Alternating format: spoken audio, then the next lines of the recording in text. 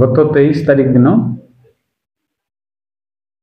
आमर शिमलीपाड़ा जंगल रु केन्दुजुआणी कालियाजाणी जंगल को से जंगलटा ठाकुरमुंडा प्राय 5-6 किलोमीटर और केन्दुजुआणी 4-5 किलोमीटर भितर अच्छी से जंगल टी शिमलीपाड़ा सहित आमर लगी रही। तेणु जीवजंतु प्राय आसती।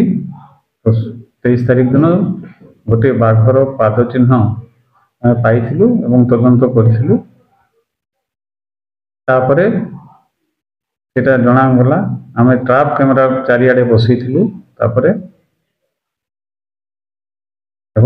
से ट्राप कैमेरा रे आमर 24 तारीख दिन 25 तारीख दिन भितर आसला से स्पष्ट है से एरिया रे गोटे बाघ बुलाबुली करुचे से तद अनुजाई आम जंगल एरिया पाखापाखि लोक सचेतन करुचु। एकुटिया संध्यारे और सकाल जंगल एरिया देखी जीवा आसवा करेंगे ना कि गाई गोरु छाड़े ना। से आमर ट्रैकिंग टीम ता पछरे अछंती। जो 26 तारीख पर तार कुआड़े गतिविधि एपर्यंत जना पड़े ना।